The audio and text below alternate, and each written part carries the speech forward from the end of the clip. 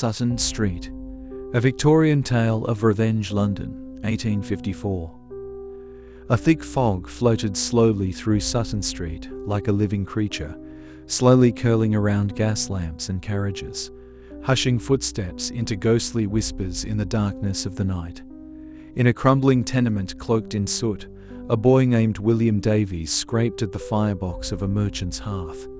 Just 8 years old, he was bone-thin, eyes dull from ash, hard laborious work and submission. His master, Gunner Graspall, a corpulent brute with iron rings on each finger, loomed in every shadow, waiting to strike the boy if William hesitated while cleaning soot-covered chimney bricks. Gunner Graspall owned 7 sweeps, all of them children. He paid them with crusts of bread, stale cheese and water, and kept them in a cellar beneath his shop. There were no names for them, only coughs and numbers.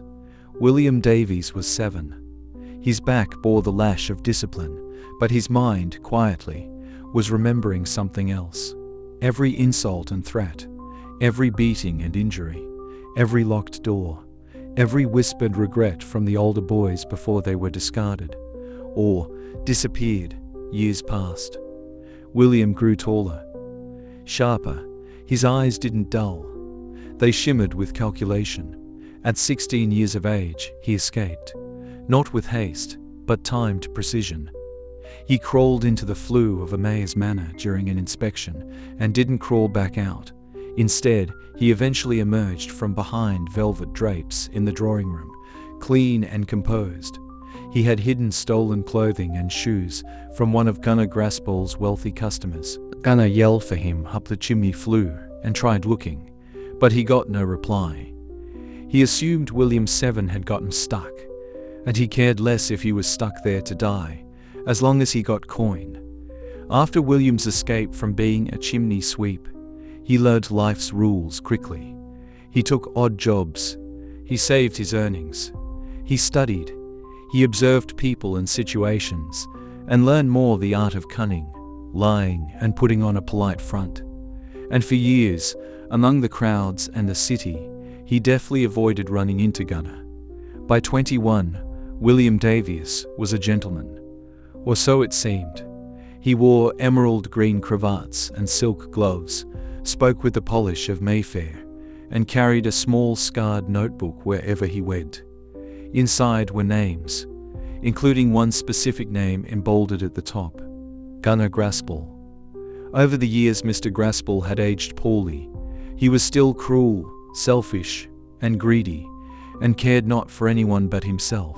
However, now he was wealthy, off of the backs of the chimney sweep, children he had used and abused for years. With all of the money he had saved from the children's hard labor, he had a mansion built where his old shop had stood, with the cellar walled off. When he had company, no one asked about the muffled wailing heard beneath the mansion's floors, until the wailing was no more, as most everyone Gunner knew were just as cruel as he was. William had learned a lot over the years, and so he began infiltrating Gunner Graspall's world. William was now a supplier of rare coal. He had grown much taller, wore tailored clothing, dyed his hair, kept a fine haircut, and spoke like a true and honest businessman and gentleman. While earning his living, William had also been watching while Gunner's mansion was being built, and once it was almost completed, he began to put his plan of revenge into action, quietly, secretly. When the day came for William to begin his plans, he was ready and went to Mr. Graspall's mansion to talk with him about business. He knocked on the door and was welcomed in by old Gunner Graspall. Mr. Graspall already knew by word of mouth that this man was a supplier of rare coal. However, he didn't know that this was the child, number 7, whom he had abused, beaten, and used years ago. Graspall motioned for William to sit down so they could talk. As a merchant in coal and combustion secrets, he told Mr. Gunner, modern chimney cleaning is made much easier by using a rare coal that burns cleaner, and I can procure deliveries of this coal to you at lower cost than other suppliers. William said with a polite smile that hid a vengeful tempest. Deep within him, Gunner Graspall was interested in purchasing the coal, and also asked William if he had hard-working children or young men who could keep his mansion's chimneys clean. "Indeed I do, sir, and may I suggest they start cleaning for you within a week?" Mr. Graspall agreed. A price was set. Polite words were exchanged, one to the other, and William left the mansion, his plans evolving, his heart and mind burning with revenge. In the next week, William went with the children to watch them clean Gunner Graspall's chimneys in his mansion, and once the children were done with the chimney cleaning, he would personally inspect each chimney. During this visit, William told Gunner that a part needed to be replaced in his living room chimney. Gunner Graspall gave him the go-ahead, and William replaced the part, hiding a vengeful smile as he did so. Once done, William and the children left for home, but he treated the children well, fed them, made sure they bathed and put on clean nightshirts, and he made sure they had a clean, warm room with clean blankets to cover with. He also paid them equally and began putting money into bank accounts for each child, and he began teaching them how to earn and save for their future. William Davies did not want to see children used and abused as he had been. In the meantime, week by week, William was dismantling Gunner Graspall's reputation, not physically by fighting or arguing, but with lies whispered to and passed around by customers and clients of William. Gunner Graspall and his business began to suffer. Wealthy customers and patrons began to hear that there were false inspections and accidents. Rumors that his business was unclean and not up to standards. No one knew William Davies' hand stirred the chaos, but the city folk trembled around Gunner Graspall like loose chimney bricks before they fall. Gunner began noticing, little by little, of how people would look at him and whisper, and how they would react and walk away when they saw him. But he didn't care. He would grumble to himself often while out walking. "Piss on them all. You hate me because I've become wealthy, and you can't downtrod on me anymore. You rich, spoiled, worthless bastards." One day, when William took the children to clean Mr. Graspall's chimneys, Gunner was outside enjoying the day. He told William and the children to go in and begin cleaning the chimneys. The children cleaned them, and afterwards William checked to make sure all was cleaned properly. While looking in the chimney, William checked the part he had put in and set it so that it would work correctly. Shortly after, William and the children walked outside to Mr. Graspall, and he paid William. William and the children walked home. The children were all tired from a busy day of work. Once again, as with every long day of working, he made sure the children were fed, bathed, had clean nightshirts and blankets, and soon the children fell asleep. William wasn't tired. He sat at his desk, took all of the coins and split the amounts equally for each child to be put into their bank accounts. Once that was done, he pulled paper out of his desk and wrote by candlelight a short note with no return name on it, sealed the letter with a blank candle wax stamp, and set it on his desk until morning. The note read simply, "To Gunner Graspall, Sutton Street remembers." The next morning, William awoke and cooked a breakfast of sausage, eggs, and toast. For himself and the children, he hired a kind, trustworthy neighbor to watch the children this day and into the next morning, as he told her he had much work to catch up on in his study and needed time to go meet with clients and customers. The children were extremely happy to be able to play that day. In the meantime, William Davies walked around town and saw a man who was walking and headed his way. He spoke to the man politely, explaining to him that he had an important letter to get to a friend as soon as possible.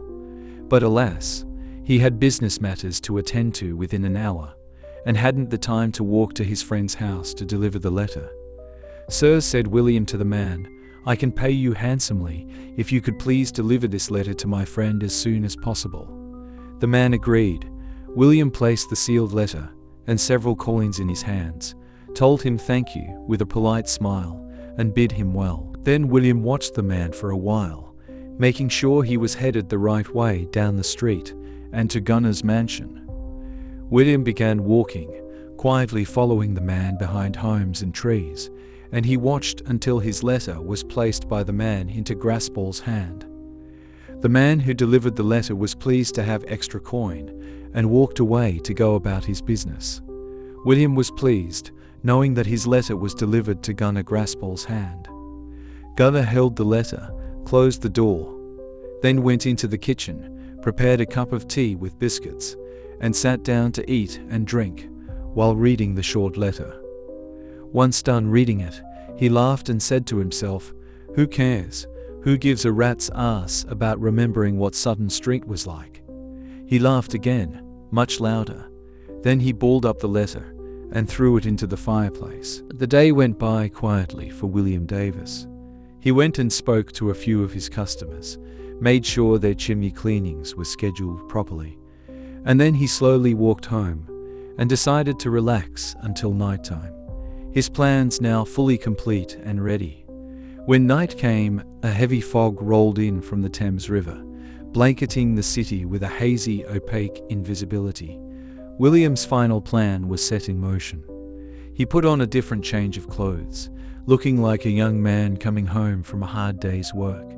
He headed straight towards Gunnar Graspall's mansion, once again using the trees, break homes and the dense thick fog as a cover, so no one would see him.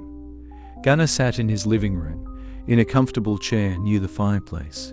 He was falling asleep after eating dinner, and never noticed the fireplace flames that were flickering a bit higher than they normally would.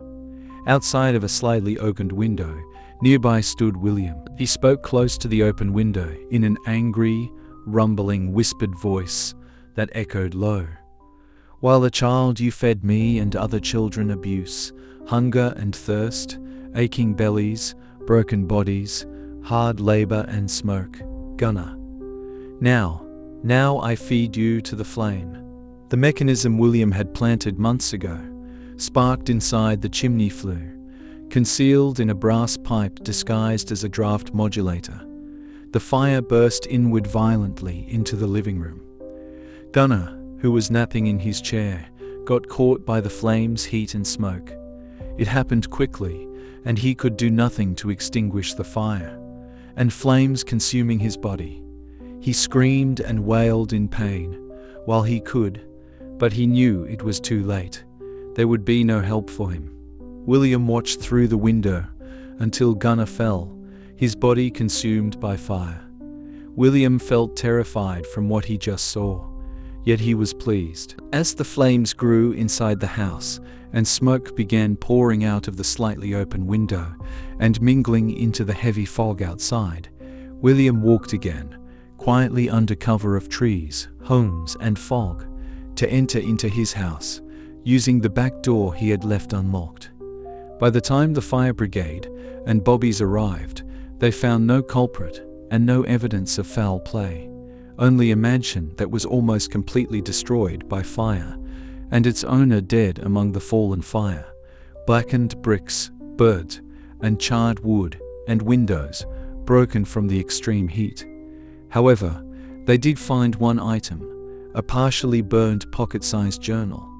Written in it was past earnings of a boy numbered 7 that lay nearby the remnants of the destroyed mansion where Gunnar Graspall met his demise. At his home, William stood at the window of his study, looking at the fire and smoke rising in the sky, some distance away.